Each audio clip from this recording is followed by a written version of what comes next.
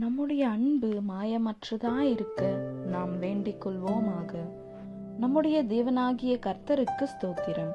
ரோமர் 11ஆம் அதிகாரம். இப்படி இருக்க தேவன் தம்முடைய ஜனங்களை தள்ளிவிட்டாரோ என்று கேட்கிறேன். தள்ளிவிடவில்லையே. நானும் ஆபிரகாமின் சந்ததியிலும் பென்யமீன் கோத்திரத்திலும் பிறந்த இஸ்ரவேலன்.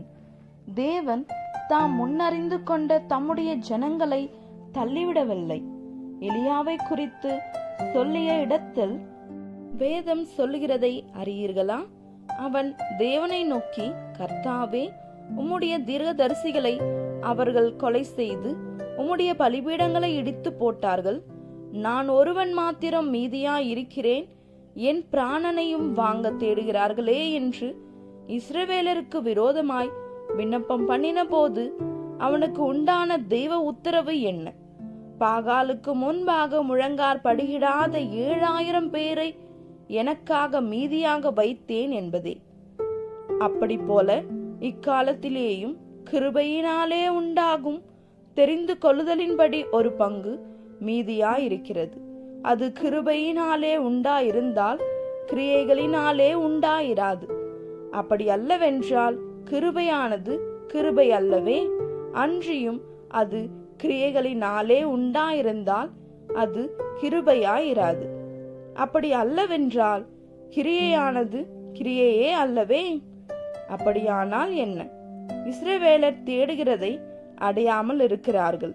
தெரிந்து கொள்ளப்பட்டவர்களோ அதை அடைந்திருக்கிறார்கள். மற்றவர்கள் இன்றைய தினம் வரைக்கும் கடினப்பட்டிருக்கிறார்கள். கன நிதிரையின் ஆவியையும் காணாதிருக்கிற கண்களையும் கேளாதிருக்கிற காதுகளையும் தேவன் அவர்களுக்கு கொடுத்தார் என்று எழுதியிருக்கிறபடியாயிற்று. அன்றியும் அவர்களுடைய பந்தி அவர்களுக்கு சுருக்கும் கண்ணியும் இடறதற்கான கல்லும் பதிலுக்கு பதில் அளித்ததுமாக கடுவது. காணாதபடிக்கு அவர்களுடைய கண்கள் அந்தகாரப்பட கடுவது. அவர்களுடைய முதுகை எப்போது குனிய பண்ணும் என்று தாவீது சொல்லி இருக்கிறான். இப்படி இருக்க விழுந்து போகும்படிக்காக இடறினார்கள் என்று கேட்கிறேன். அப்படி அல்லவே. அவர்களுக்குள்ளே வைராகியத்தை எழுப்பத்தக்கதாக அவர்களுடைய தவறுதலினாலே புறஜாதிகளுக்கு ரட்சிப்பு கிடைத்தது. அவர்களுடைய தவறு உலகத்திற்கு ஐஸ்வர்யமும் அவர்களுடைய குறைவு புறஜாதிகளுக்கு ஐஸ்வர்யமாயிருக்க அவர்களுடைய நிறைவு எவ்வளவு அதிகமாய் அப்படி இருக்கும். புறஜாதியாராகிய உங்களுடனே பேசுகிறேன். புறஜாதிகளுக்கு நான் அப்போஸ்தலனாய் இருக்கிறதினாலே என் இனத்தாருக்குள்ளே நான் வைராகியத்தை எழுப்பி அவர்களில் சிலரை ரட்சிக்க வேண்டுமென்று என் ஊழியத்தை மேன்மைப்படுத்துகிறேன். அவர்களை தள்ளிவிடுதல் உலகத்தை ஒப்புரவாக்குதலாய் இருக்க அவர்களை அங்கீகரித்துக் கொள்ளுதல் எண்ணமாயிராது. மரித்தோரிலிருந்து ஜீவன் உண்டானது போல் இருக்கும் அல்லவோ? மேலும் முதற் பலனாகிய மாவானது பரிசுத்தமாயிருந்தால் பிசைந்த மா முழுவதும் பரிசுத்தமாயிருக்கும். வேறானது பரிசுத்தமாயிருந்தால் கிளைகளும் பரிசுத்தமாயிருக்கும். சில கிளைகள் முறித்து போடப்பட்டிருக்க காட்டொலியோ மரமாகிய நீ அவைகள் இருந்த இடத்தில் ஒட்ட வைக்கப்பட்டு ஒலிவ மரத்தின் வேருக்கும் சாரத்துக்கும் உடன் பங்காளியா இருந்தாயானால் நீ அந்த கிளைகளுக்கு விரோதமாய் பெருமை பாராட்டாதே. பெருமை பாராட்டுவாயானால் நீ வேரை சுமக்காமல் வேர் உன்னை சுமக்கிறதென்று நினைத்துக்கொள். நான் ஒட்ட வைக்கப்படுவதற்கு அந்த கிளைகள் முறித்து போடப்பட்டதென்று சொல்லுகிறாயே, நல்லது. அவிவிசுவாசத்தினாலே அவைகள் முறித்து போடப்பட்டன. நீ விசுவாசத்தினாலே நிற்கிறாய். மேன்மை சிந்தையாயிராமல் பயந்திரு. சுபாவ கிளைகளை தேவன் தப்ப விடாதிருக்க உன்னையும் தப்ப விட மாட்டார் என்று எச்சரிக்கையாயிரு. ஆகையால் தேவனுடைய தயவையும் கண்டிப்பையும் பார். விழுந்தவர்களிடத்திலே கண்டிப்பையும் உன்னிடத்திலே தயவையும் காண்பித்தார். அந்த தயவிலே நிலைத்திருப்பாயானால் உனக்கு தயவு கிடைக்கும். நிலைத்திராவிட்டால் நீயும் வெட்டுண்டு போவாய். அன்றியும் அவர்கள் அவிவிசுவாசத்திலே நிலைத்திராதிருந்தால் அவர்களும் ஒட்ட வைக்கப்படுவார்கள்.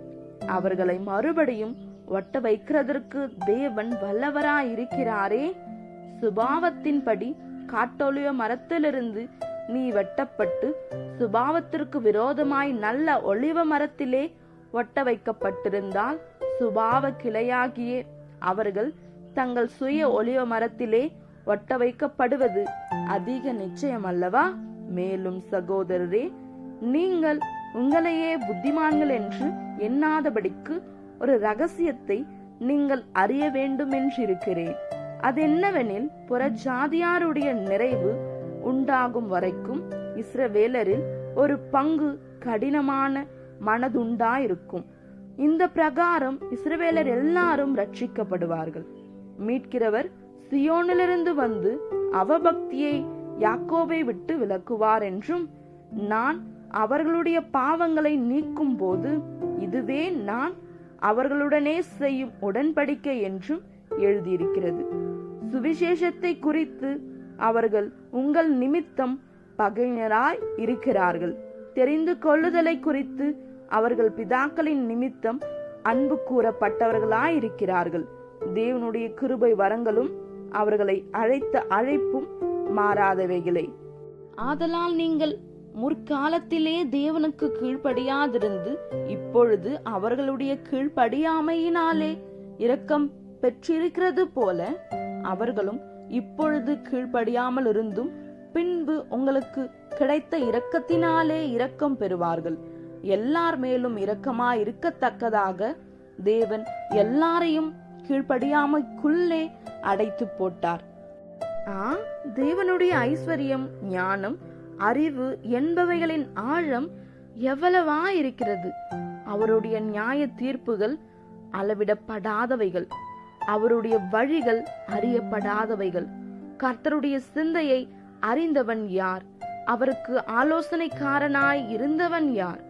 தனக்கு பதில் கிடைக்கும் படிக்கு முந்தி அவருக்கு ஒன்றை கொடுத்தவன் யார்? சகலமும் அவராலும் அவர் மூலமாயும் அவருக்காகவும் இருக்கிறது. அவருக்கே என்றென்றைக்கும் மகிமை உண்டாவதாக. ஆமேன். இந்த வசனங்களை கேட்டுக்கொண்டிருந்த உங்கள் அனைவரையும் நம்முடைய தேவனாகிய கர்த்தர் ஆசீர்வதிப்பாராக. ஆமேன்.